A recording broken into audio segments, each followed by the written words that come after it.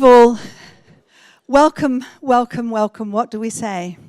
All of you here from so many countries, all focused on one thing, and that is to see if we can make just a little difference in the lives of children and our elders. So we are truly humbled that this year, for the first time, we have an overflow room. And as you'll hear later at the reception, there are 55 countries represented at this meeting.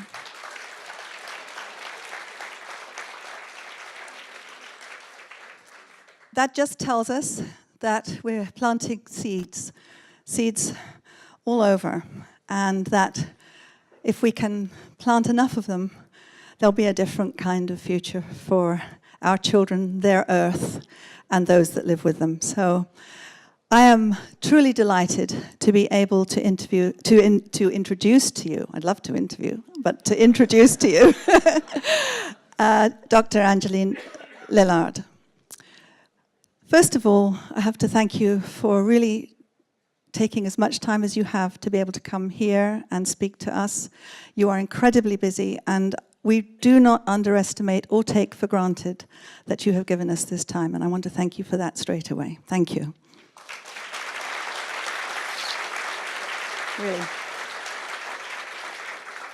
And then I want to say that this research is groundbreaking, and it's also incredibly important for us. The idea that Montessori education could possibly be something that transcends for children their backgrounds, their social situations, whoever, wherever they are in the world, is truly something that we've all hoped but never known was really true. And so I want to thank Angeline for doing this amazing research, for sharing it with us. As you know, she is working from the university in Virginia, but called all over the world. The last time we met was China, actually, I think. And Dr. Lillard is an elected fellow of both the American Psychological Association and the Association for Psychological Science. Professor of Psychology at the University of Virginia.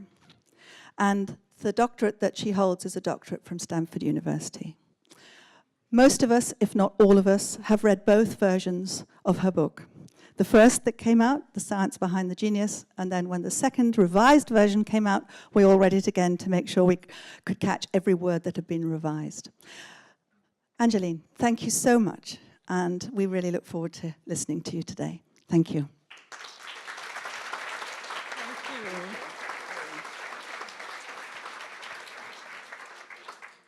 It's a tremendous pleasure and honor to be here. Thank you all so much for coming and for inviting me.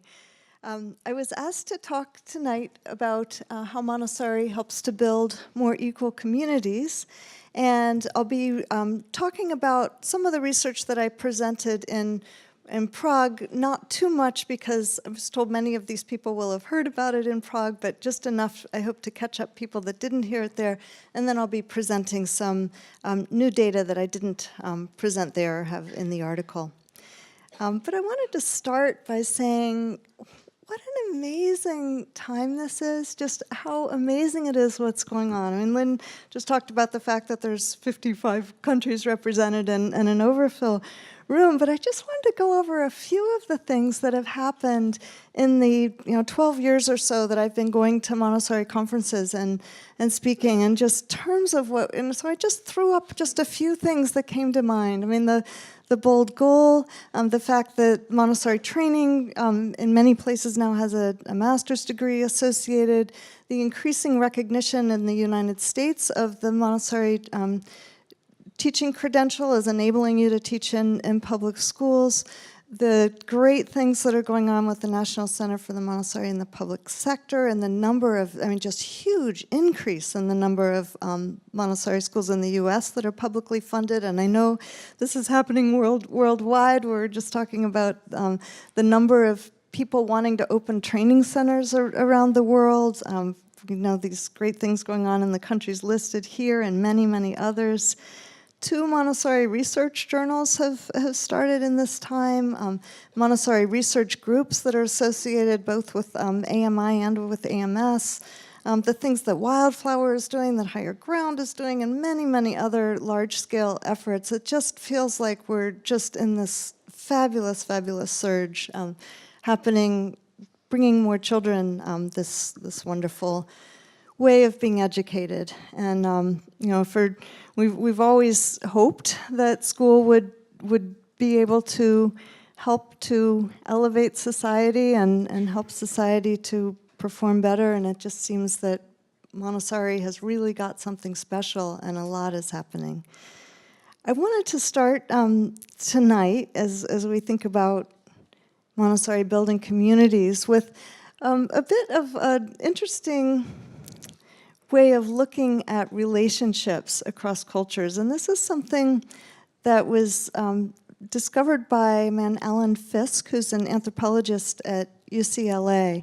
He came up with 4 elementary forms of human relations. And I think it's really, really interesting to think about these, because it's hard to believe that there could only be 4 elementary forms of human relations. I mean, you think there must be more, but try to think of more than what I'm gonna tell you about. So the first is communal sharing. And in communal sharing relationships, everybody is treated as equivalent. So it's something that might go on in a family or with parents and children, where all of our resources get put together and whoever needs things gets given what they need. So we share as a community.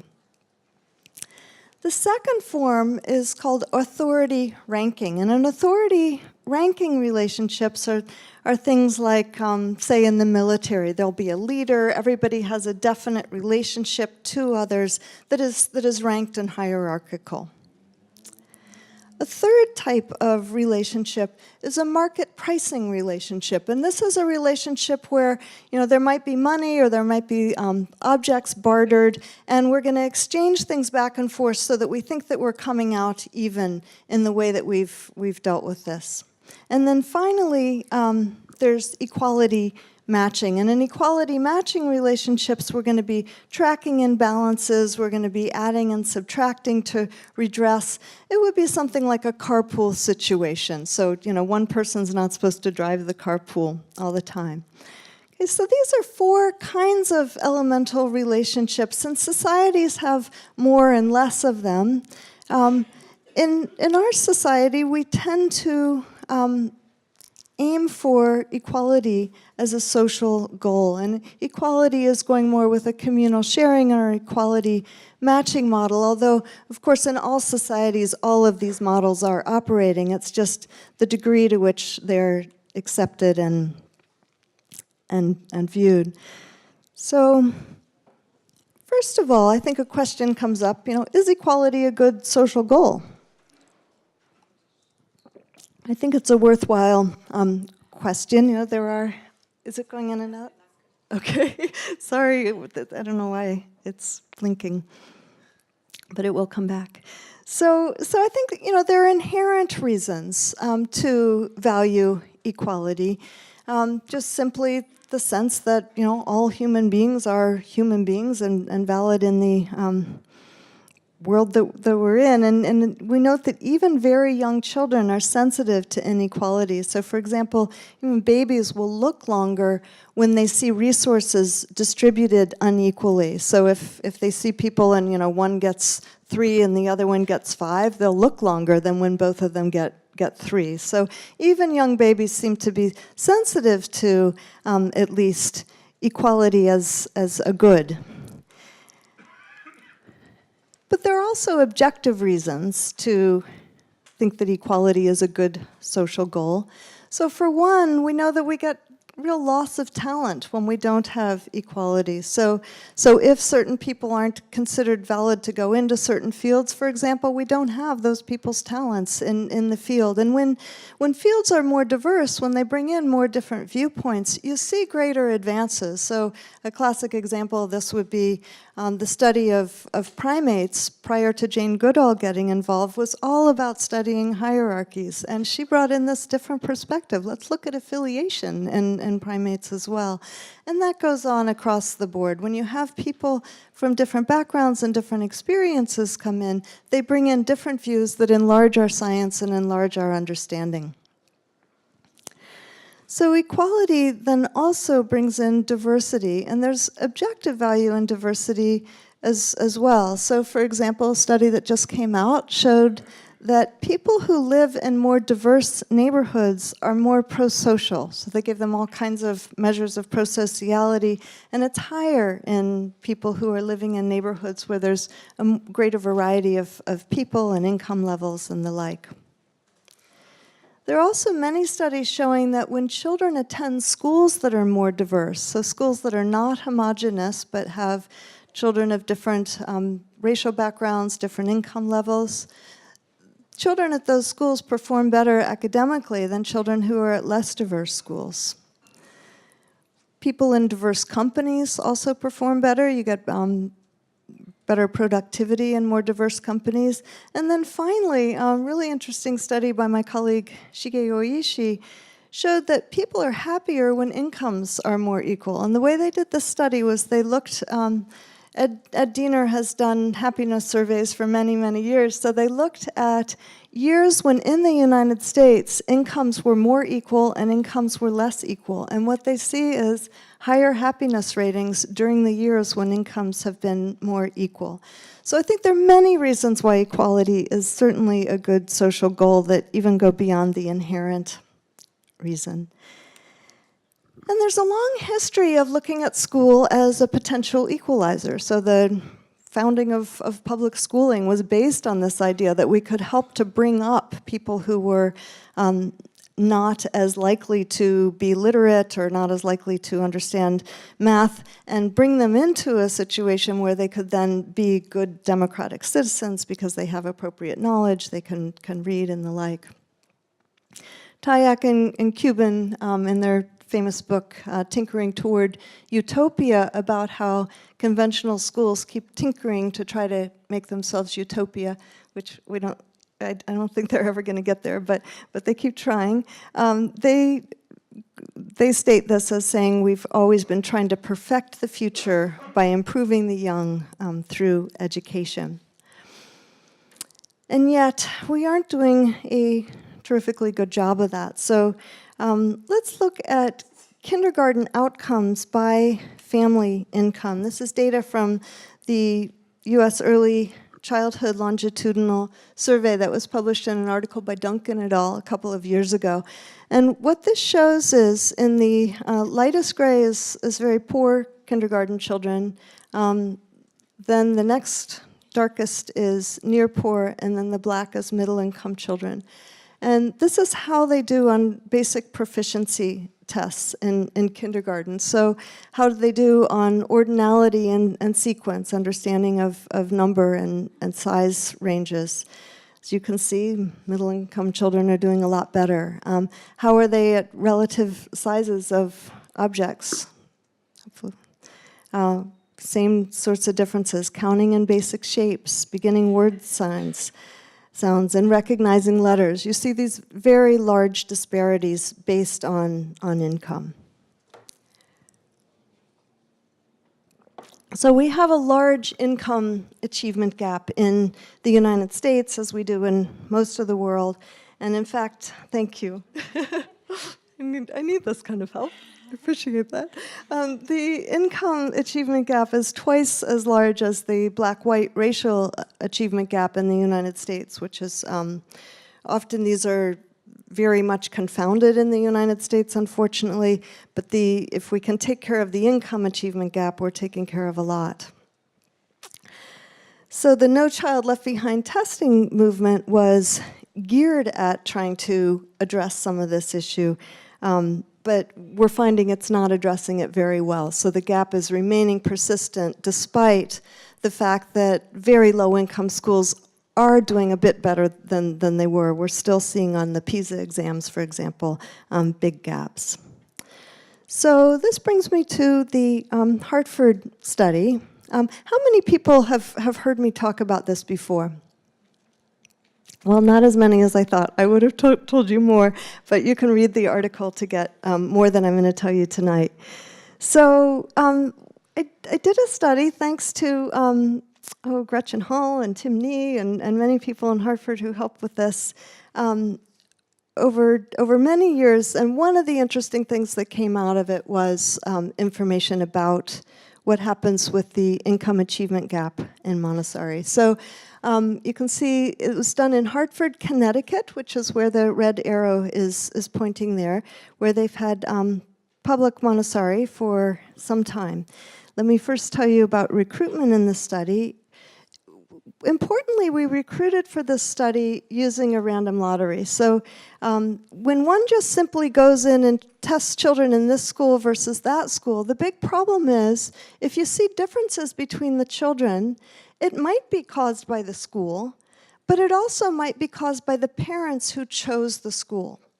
And the reason why we really like random lottery studies, the reason why that's the gold standard for education science research, is because you can take care of those parent variables. So all these parents wanted their children to go to Montessori, whatever variable that is. So there's the interesting parent research that has been done showing that parents who choose Montessori are somewhat different. They're more interested in their children's development, for example. So this takes care of that by having a lottery. So these lotteries were randomized. They were done by the district. They did have sibling and location preferences, but we made sure that the control group looked the same as the group that got into the school. So there was a lottery done in March, and everybody who was eligible for our study had put down for their first choice, either the Creek or the Annie Fisher Montessori Magnet School. They're both magnets in Hartford, Connecticut.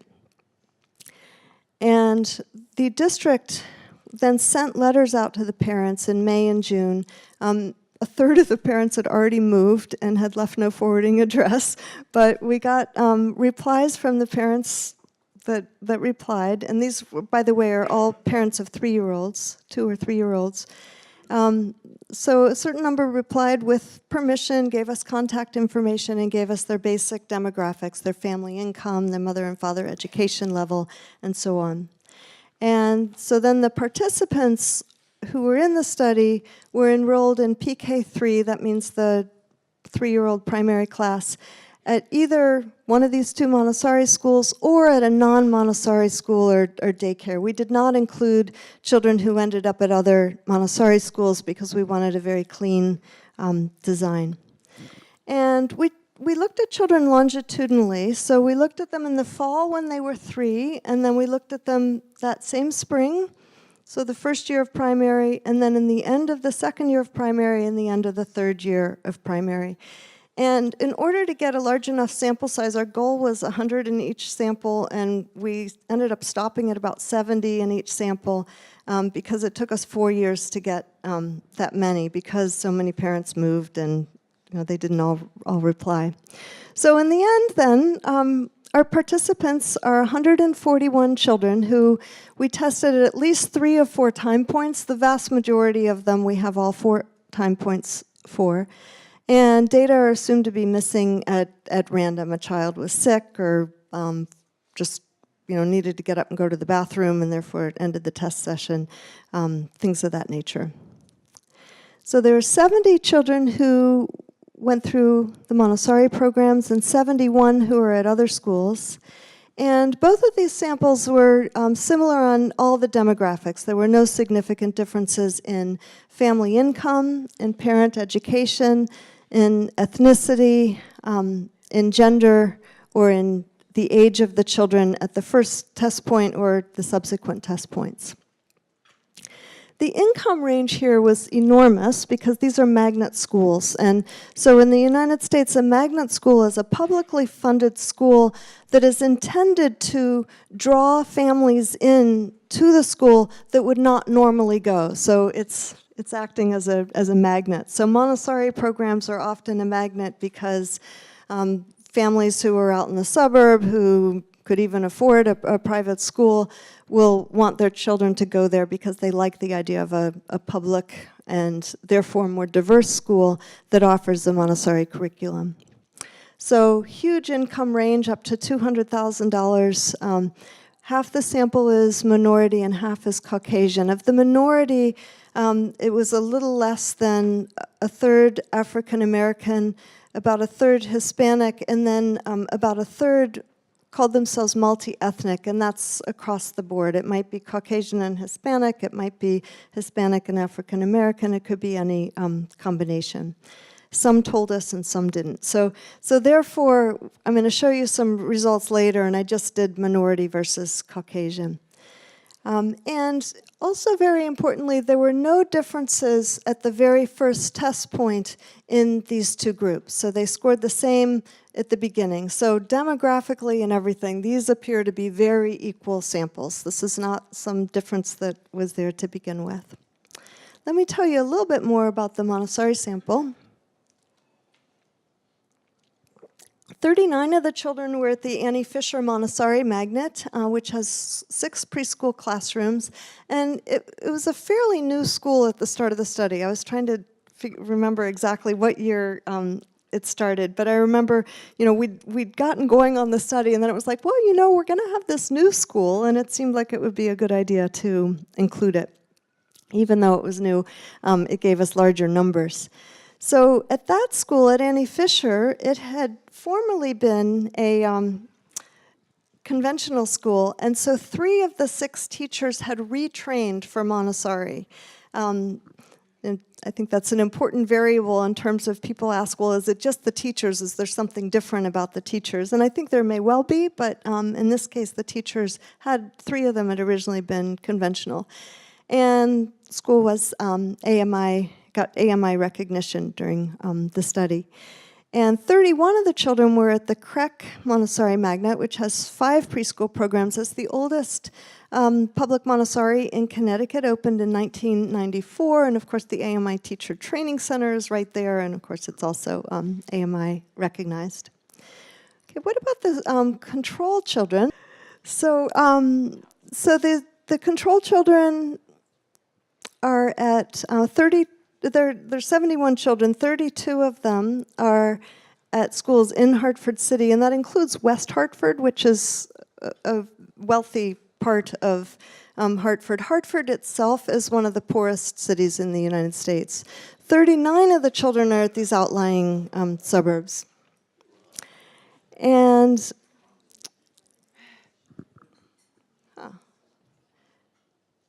might try pushing in the back of the there. Might see if the chords are all correct in there. Hopefully it will stay up when the graphs come, because the graphs are particularly important. So 30 of the control children are at publicly funded schools, and half of those are at other magnets. 8 are at regular public, and 7 are at Head Start, and then 41 children are at private schools. And in this study, we, because it took place over 4 years, we had 11 different testers. And they were trained, and they would go into the school one by one and test each child for 30 to 45 minutes. And we tried to address a variety of different things. So academic achievement, yes, because that's what many people are caring about. That's what the No Child Left Behind tests are all about. Even though we know, it's over time. If they get there, it's fine. But we did test academic achievement using some common tests that are used in these kinds of studies. But we also looked at social emotional variables. So we looked at their social cognition, their executive function. We looked at their mastery orientation, so their persistence in the face of failure. And we also looked at creativity, and we looked at their activity preferences. So how much do they like academic versus other kinds of tasks. And I'm not going to go over all of these findings. I did go over them in Prague, and they're in the article, which you can download for free. I'll show you how later. But I'm going to go over some of the ones that I think are especially interesting with inequality. And the tasks were done in a set order. And again, the groups were the same at the beginning. When it was sensible, we did data reduction, so we would be doing fewer tests. For academic achievement, we used the Woodcock-Johnson tests. I'm just going to have to catch things quickly. So we did 2 math tests, applied problems and calculation. We did the letter word test for reading, and we used a picture vocabulary test. And these were all highly intercorrelated, and factor analysis showed a common factor. So we created z-scores, which is a way to take tests that are on different scales and combine them so that they can all be looked at together. And we summed those z-scores so that we could do fewer tests. But I'm going to show you both the conglomerated and the broken down way of looking at it. So in the Woodcock-Johnson test, for example, letter word, children first have to identify letters like p and b. For the Montessori children, they were in cursive, and they could say p and b instead of p and b, and then go into simple words, cat and the like. And then picture vocabulary. Children see a series of pictures, and you ask them to show you which one is the ruler, which one is the waterfall, which one's the file cabinet. For math, it's things like if you had 5 balloons and someone gave you 1 more, how many balloons would you have? And children have pictures of that they can look at. And then calculation. So because the applied problems test is going along with these kind of simple calculations like I just told you, and then all of a sudden switches to word problems and coins and clock faces. It's just such a sudden change, and I found in the past that many children, they make it to there, and then nobody's given them the lesson on clock faces yet. So I therefore added in calculation, which is another Woodcock-Johnson test, where it's 2 + 2 = 1 + 2 =. So the results here were that the Montessori children did better overall, but where it got especially interesting, I think, is looking at what happened when we divided the sample by income. So we did a median split by income level, where the children who were lower income, the income went down as low as 0, and it was an average of $35,000 a year for their family. And the upper income half of the sample was $110,000. So what do we see when we divide by income? So what you've got here is time 1, time 2, time 3, and time 4. So time 1 and 2 when they're 3, and then when they're 4 and 5. And the dark lines are the higher income children, and you can see they're higher right from the get-go. The blue is the Montessori. They end up doing the best. The green is the control children. And then the lower income are the lighter colors, and you can see again the blue is the Montessori, and the lighter green is the low-income control children. And these are z-scores, so at any given time point, we're talking relative to the rest of the sample. How's that children doing? So in a moment, I'm going to show you the real scores instead of the z-scores. So you can see it's not that the low-income children were losing ground relative to themselves. They were losing ground relative to the rest of the sample. But you see what happened with the low-income children who are in Montessori. They start out down low. There's not statistical differences at the beginning there, even though you see a bit of a gap. But by the end of the study, they've gone up, up, up, and they're statistically no longer different from either of the other 2 groups. There's still a third of a standard deviation difference. It's not nothing, but they're really moving along there when they're in Montessori. Another way to look at this is to look at the correlation between income and academic achievement. So this is something that's just well known. It was in the graph that I showed you before. Essentially, academic achievement and income are highly correlated, and that's what you see in the control children here. You've got household income on the y-axis, and you've got academic achievement z-scores on the x-axis here. And what you've got is a strong correlation in the control children, a correlation of 0.52. So the wealthier children are doing better, the lower income children are not doing so well.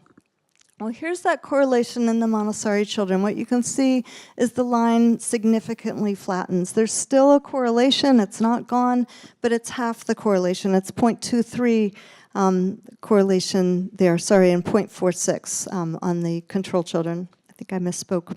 So the Fisher-RDZ is a test to look at whether different correlations are different from each other, and it was very significant. I think it's also interesting to take this and divide it by the income quadrants and look at the low-income, high-achieving quadrant and how many children are in it. So each dot is a child. So in the red boxes here, you can see the low-income, high-achieving children in the control group. There's only 4 of them. There's a lot more of them. I think it's 11 in the Montessori group. And likewise, if you look at the opposite side of that, the low income, low achieving is a much smaller group in Montessori than it is in control. So really seems to be doing something. And one might ask, well, this is because they're in magnet schools, and that's what magnet schools are supposed to do, right? They're supposed to bring in the wealthier children and therefore lift everybody's performance by having classmates who are doing better.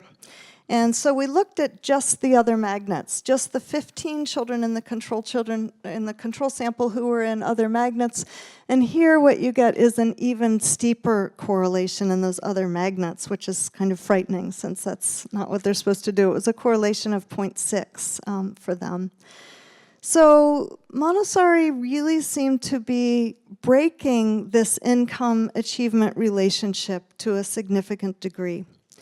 But I thought it would be fun to also show you some other graphs that are not in the paper and that I haven't ever shown before, where we looked at the raw scores and how children do over time. So I'm going back to the blue is Montessori, the green is control, and the dark is higher income, and the lighter is lower income. So here's math. This is just the raw math scores on the Woodcock-Johnson.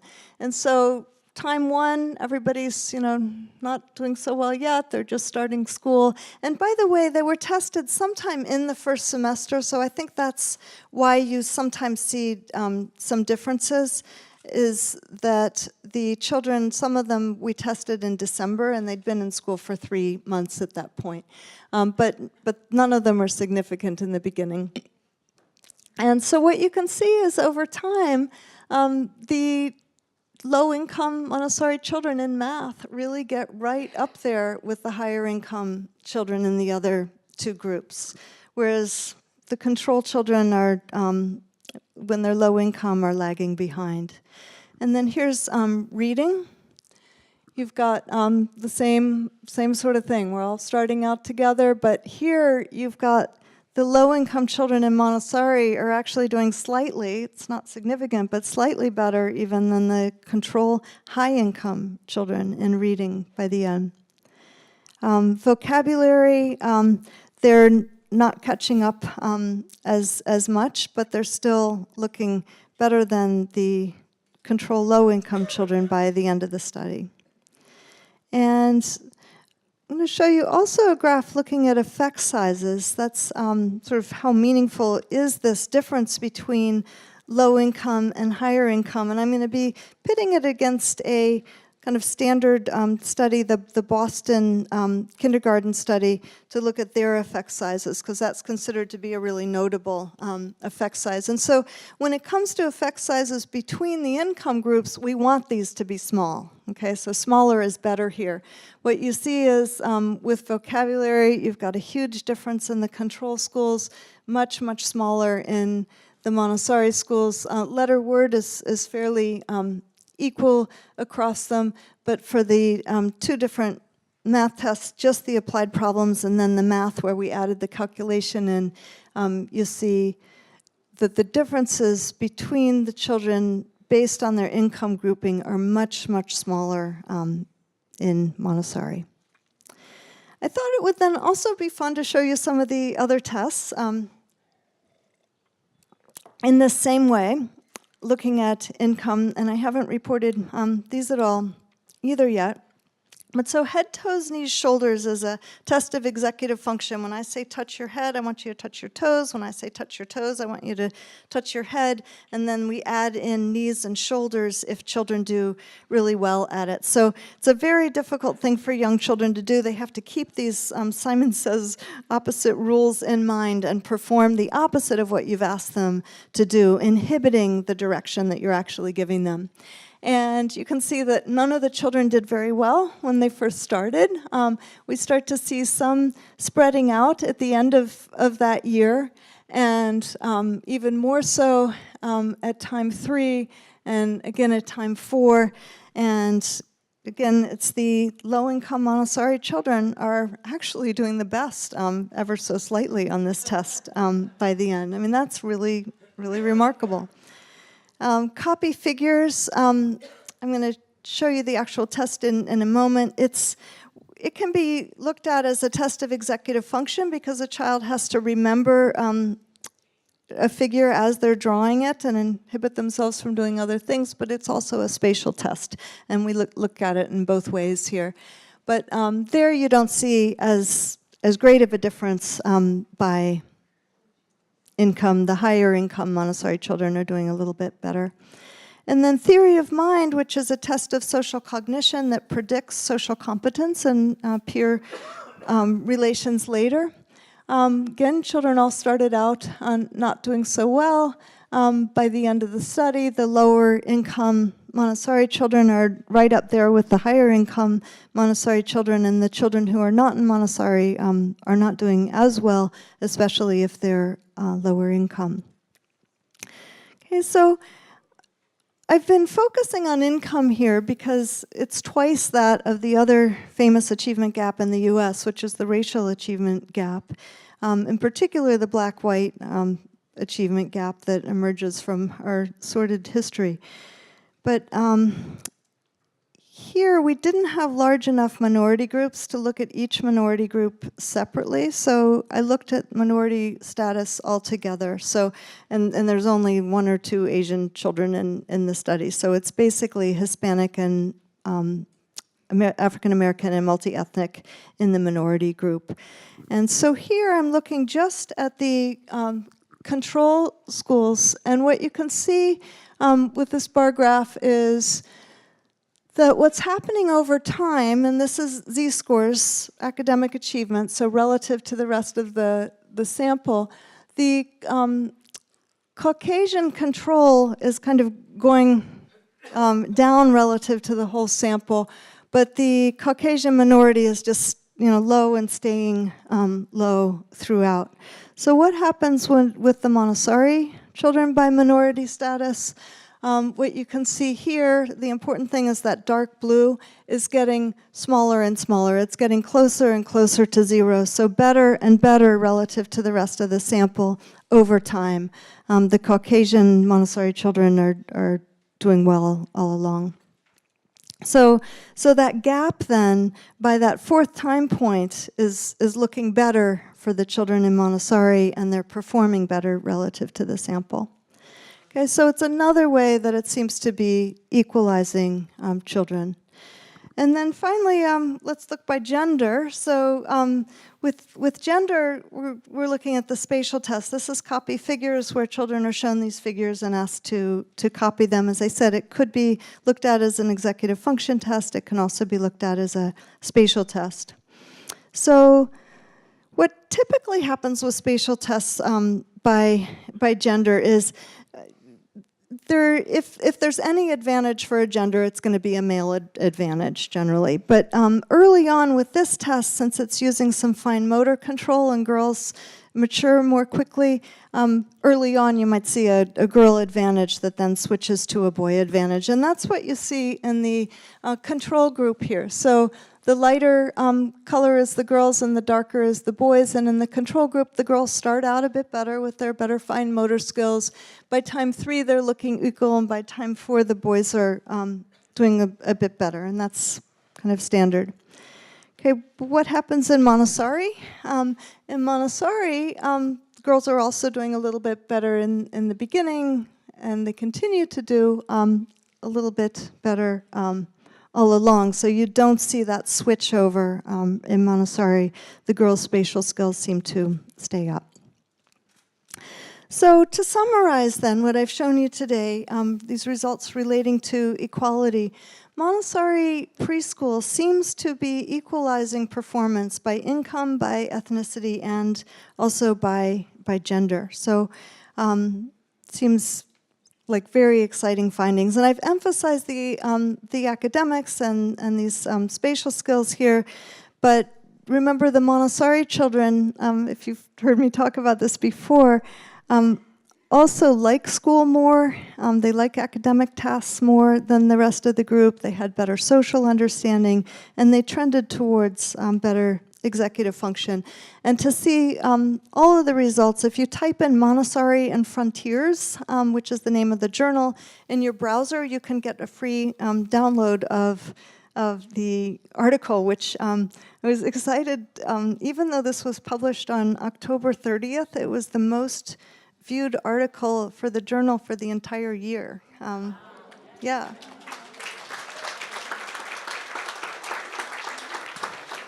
And that's testimony to all of your interest in it. And the journal is the most cited multidisciplinary journal in psychology, so it gave it good visibility. All right, so why is this? You know, why is Montessori doing this? And I can just speculate here, but I thought it would be interesting to put out a few different speculations. So one possibility is that this equalizing comes about because of a function of teachers, in part. There's a very famous study in psychology called Pygmalion in the Classroom that was done by Rosenthal and Jacobson in 1968, in which they went into public school classrooms and they told teachers that they had done some special tests and that they realized that there were certain children in their classroom who were going to really excel that year. In fact, they'd chosen those names randomly. They had not come up with any particular tests that can predict what children are going to advance. So they looked at the children and how they were doing at the beginning of the year, and then they went back at the end of the year, and lo and behold, what happened? Well, just like Pygmalion breathed life into the statue, the teachers were able to breathe life into these children who they were told would excel, and those children excelled more than other children did. And the problem is that this works both ways. If somebody doesn't expect somebody to excel, you also see the opposite. And this is something Blake Noel's dissertation is on this, for those of you who know Blake, but he's been looking at how teachers treat children differently. And we know that teachers, for example, for many years have treated children differently based on gender, based on race. It's possible that in Montessori classrooms, you get less of an effect of that. And we don't know, we'd have to study teachers there to see, but you know, in speculating about this, it seems to me some possible reasons are that the teachers are trained to observe children so carefully that perhaps some of these other elements of children are washing off while they focus on who the children are and what they need to do in terms of presenting lessons and the like. But another reason that I speculated on is it's because the learning isn't coming from the teacher. The learning's coming from the materials. And so any vibes that are coming off the teacher aren't mattering as much. So that leads to the fact that the materials are supporting learning as a second reason. And I think not only are the children learning from the materials, but I think also if you look at those Montessori materials, probably compared to the materials that are in a lot of conventional preschool classrooms, they're very agendered Montessori materials. I mean, there's not sort of things that you would think of as being kind of girl toys and boy toys, you know, for example, in the geometric solids. So that seems possible too, that maybe children are picking up on cultural messages in standard preschools that they aren't picking up on, related to, particularly I think that's pertinent to the gender finding. Then there's fellow students. So we know that Montessori classrooms are very supportive environments. The great work that Ratun and Chitset Mahai did in 2 studies in 2005 showed that the children in Montessori classrooms were more likely to say that their classmates were their friends in middle school, and clearly had just a stronger sense of comfort and liking in school. And my study with Nicole Elsquest in the Milwaukee, in Craig's school, and the other schools in Milwaukee showed the same sorts of things, but both at age 5 and at age 12. So more positive, assertive, sorry about the typo, responses to difficult social situations, stronger social justice responses. So when they were faced with somebody who had a book and they really wanted the book, you know, what could somebody do about that? Well, the children in Montessori came up with responses that seemed to take 2 people's interest into account. You know, I could find another book that he might want to look at for 10 minutes, and he would loan me that book for the 10 minutes, and then I could give it back to him. I mean, they were coming up with that kind of complexity at age 5, ways to solve these social problems that wouldn't, you know, just grab it, or, you know, go tell the teacher, or something that a child might come up with. They were really trying to work this out as a community in a way that suggests much more mature moral reasoning. On the playground, there was less ambiguous rough and tumble play and more positive peer play in the children in Montessori classrooms, and they had recess at lunchtime. And then there was also better theory of mind, and I've seen that in many of my studies now. So all of these differences in the students might add up to more of a kind of communal sharing sort of an environment where we're all putting our resources together and trying to help everybody in a way that could be lifting everybody's performance. And then finally, there's also the possibility that the process of normalization, the personality changes that come through deep concentration, are something that, I mean, this is total speculation, but might manage to wash away some self-stereotyping that could go on. So we know with older children that just having ethnicity or gender at the top of a test, you know, when you have to fill in your demographics at the top of a test, just having that there has an effect on performance. And so we do self-stereotype and behave in ways that correspond when it somehow is being highlighted for us. And children are aware of stereotypes by the time that they're 5 years of age. And so it may be that possibly normalization provides some sort of buffer against that because of all the personality changes that Montessori talked about coming about after children start to deeply concentrate. So again, it seems to me that there are many things that point to the notion that there may be more of a communal sharing kind of an environment in Montessori classrooms as opposed to some of these other kinds of relationships that may dominate more in other schools. So, got to bring in a quote of Montessori at this point. In Education and Peace, in the preface, she said, "Education must be viewed, first of all, from the perspective of the development of human values in the individual, in particular moral values, and second, from the point of view of organizing the individuals possessed of all these enhanced values into a society consciously aware of its destiny. A new form of morality must accompany this new form of civilization. Order and discipline must be aimed at the attainment of human harmony, at the establishment of a genuine community of all humankind." And it seems to me from this data, and I hope there'll be much more data to come, that Montessori holds real possibility for equalizing communities.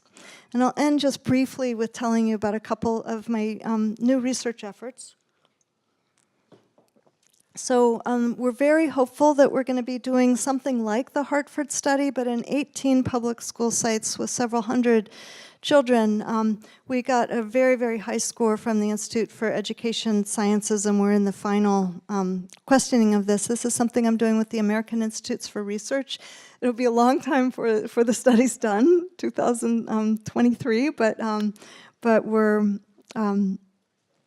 poised to get that funding and hoping it's going to come through.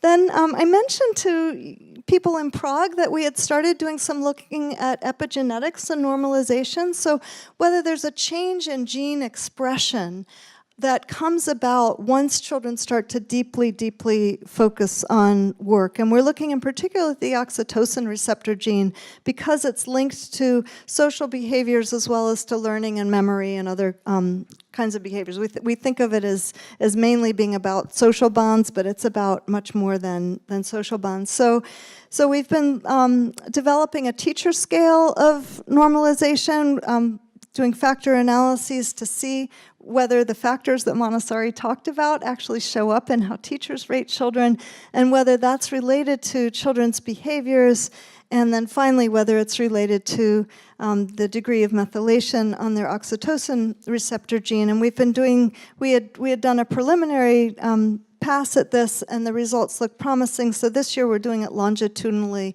looking at changes in children across the year, and we should have that data in this summer. If it turns out, then we have to go to control schools and see if it's the same for them or whether this is something particular to Montessori schooling. And our eventual goal with the teacher scale is working with the sensors that they have at the Wildflower schools that they've been developing, where the children have a sensor in their shoe and then there's sensors in the materials, and we can look remotely at how much children are spending time and appearing to concentrate on particular materials. Eventually, we're hoping to also be able to use portable EEG and look at cortisol and other kinds of physiological measures as part of that effort. Then I'm also really interested in getting into long-term outcomes. I've been discussing with Nia Seal the possibility of doing some qualitative work on that, but also there's quantitative possibilities with the lottery losers in my other studies, which I'm really excited about. So it looks like we may be able to go into Hartford and look at least now we would have the third grade scores of the children who were randomly assigned. One of the problems there is that so many of that sample did end up at private schools. But I've also just gotten off the phone with the Milwaukee Public Schools the other day, and I have the names of 200 children who lost the lottery to go to Craig many years back, and it seems like there's a good chance that we can basically do sort of the Kathy Dorman et al. Study, but against lottery losers, which was the ideal there. So that sounded really hopeful. They seemed to think that was likely that we could do that. So I'm trying to get funding for that now. And then finally, with Paige Bray and Josh in Hartford, we're starting to look at teachers. And how does Montessori teacher training actually change teachers? What makes these teachers different? And of course, we think that there are many things that make them different, and that the training does change them. There's more to it than that. I got into this question because so many people like Bob Pianta and Kathy Hirsch-Pasek would say to me, well, maybe it's just those teachers are better, and those children would do better no matter what if they had those teachers. So I think it's a valid thing to look at and see, how does the training change teachers? What are the important ingredients? So that's a few of the things I'm working on now, and I thank our funders and a potential future funder there, and thank you all very much for your attention.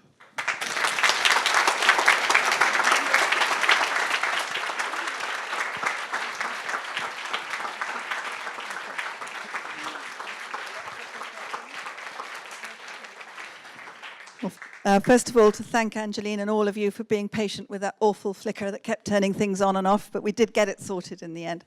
We have time for probably 3 questions. I'd like to say, if there's a question in this room, please raise your hand. If there's a question from the overflow room, please bring it through here and we'll ask it. And so a question from this room, and I've seen a question from the overflow room. So anyone got a question they'd like to ask Angeline Lillard? I can see 2. Okay, so I'm going to start with you, Christian. Thank you. This Christian Shetland, who is the president of the Mexican Montessori Association called Montessori Mexico. Thank you. Thank you, Lynn. Angeline, I'm worried because of the charts you showed us. Because in every chart, it shows that children that are born in better conditions always are up. And the ones that are born in lower income families are always under.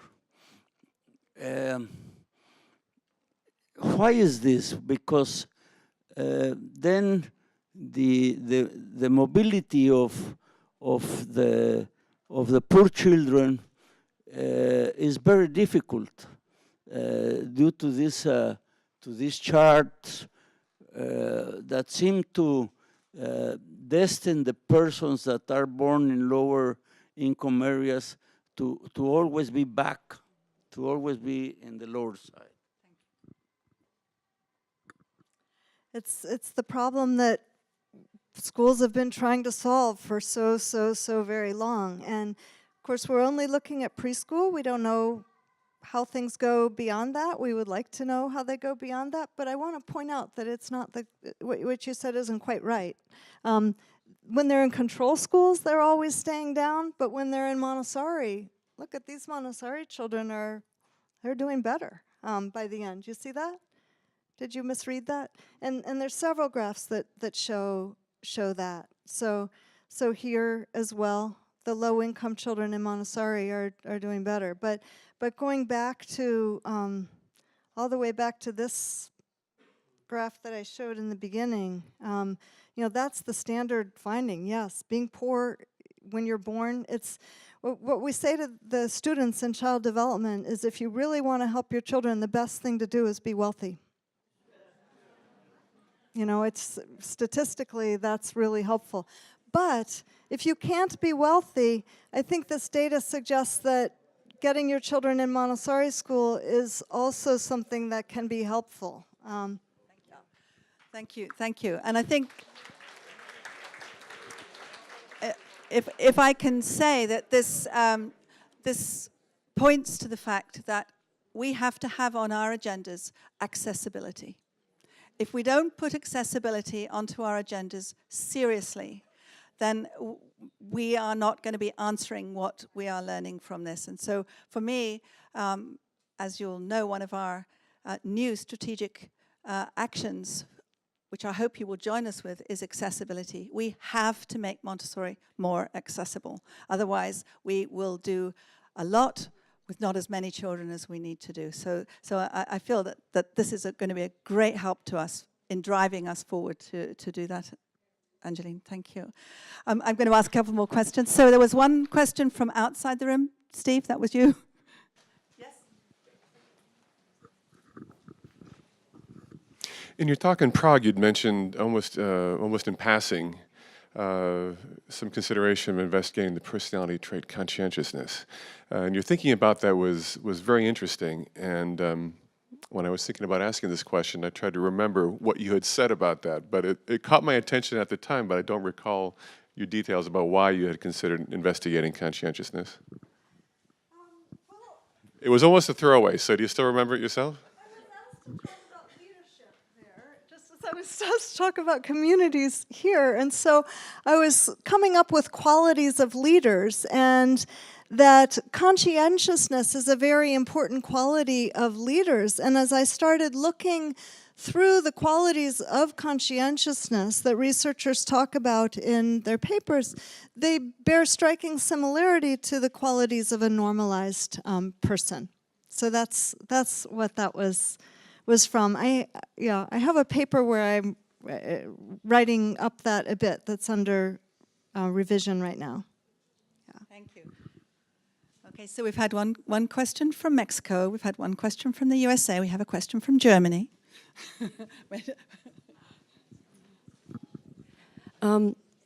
Actually, there are two questions. I work with adolescents. I put it in one. I work with adolescents, and maybe I could add something, because we have a lot of elementary schools, Montessori, but we don't have this many secondary schools. So I think there's another growth possibility, because I was thinking about maybe this gap will reappear because everybody goes then to a public school where there are not the same methods applied. And my question actually is, I have friends where the kids are in a normal public German school, and they always come to me, why do we as parents have to do so much homework? Because a lot of the work is really outsourced to the parents, and maybe that's one of the factors as well. You didn't mention it, because when your income and your own education as a parent is so, how can I put this, so relevant for the academical outcome of my child, so maybe this method of getting the work done with the parents, of preparing speeches and preparing projects, everything, they have to do it at home and not in school. And my 3 kids are in Montessori education, and I almost never do stuff like that. I prepare my own class, okay, but nothing from my children. Maybe that's another factor in your long list. Yeah, I think that in preschool that's probably not relevant yet, but that later that would be very relevant. Okay. So we have quite a lot of people representing secondary schools here, am I right? So if you're here, just wave your hands, and then maybe you need to get together and think about doing, seeing if we can get some research going at the Montessori adolescent level. And I can see a nice group here, and it's a group over there, and a group at the back. Am I right? So that would be really good. Well, we've had 3 questions, but we are a couple of continents missing. Does anyone from any of the continents that haven't asked a question yet like to ask a question? So we've had Europe, and we've had North America, and we've had 2 North Americas. Gosh, yes. You're from? Hong Kong. From Hong Kong. So from Hong Kong, I guess in your study, the one thing I'm very curious about is you mentioned the lottery losers. And in my mind, lottery loser parents are still parents who are highly focused, it seems, on the education of their child. So I do wonder, and this kind of goes towards the other person's, I guess, point around, is it maybe the parents' focus and attention on education that is actually driving this kind of potential nuance between lower income, upper income? I mean, while I think that the results are outstanding as it comes to Montessori, but it also begs the question of maybe it's the parents themselves who are focusing more on it, even though they come from a lower income family. Thank you. But that was the beauty of the lottery design, is the control parents also entered that lottery, so they're also focused on their children's school. And in fact, many of them are at magnet schools, so they found a way to get into some other selective school as their second choice or whatnot. So there is an element of, is there an effect of not having gotten into your first choice? That's possible. There's also the possibility that having your child in a Montessori school might change how you parent because of the way that the teacher talks to you about your child at parent-teacher conferences and that kind of thing. If that's the case, then I still think that's inherent in the Montessori model. So I don't think that's something that means that Montessori is not making a difference. It's just perhaps it's making a difference in more ways than just what happens inside the classroom. Does that address your? Well, if there's no more burning questions, there is one from Spain, but I'm being very careful. Sir, you're from? Egypt. Yes, you can ask the question.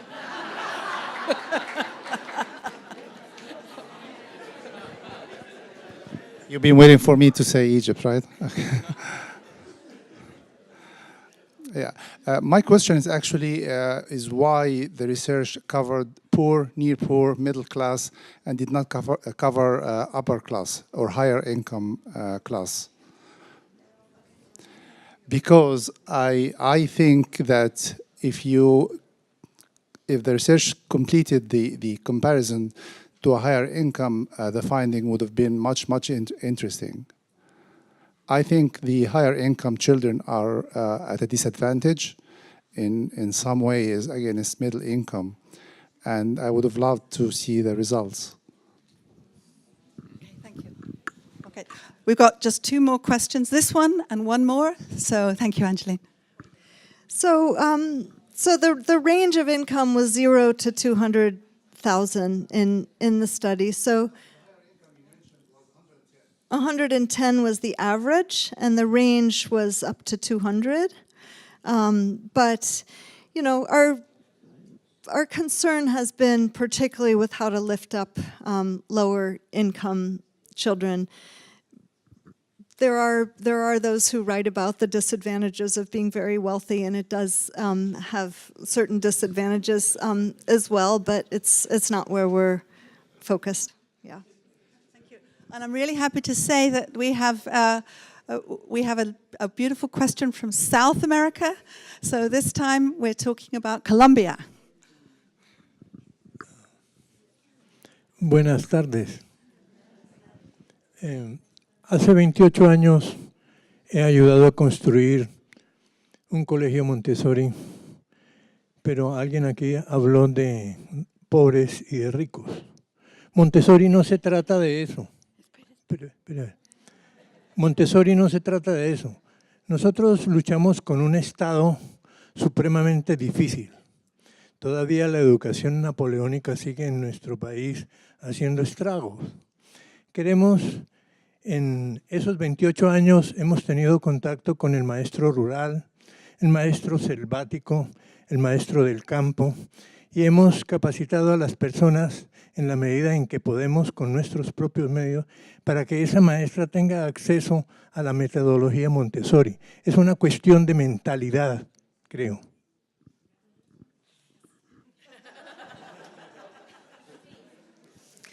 What he said is that we have been working during 28 years in our country, in South America, and we have been trying to get in touch with different social levels as countryside people. We are a intercultural country, and we have reached all these people and try to help them to have this Montessori approach mentality. So he says it's not a matter of social income, but a matter of mentality. I don't know if you understand me. Thank you very much. Thank you.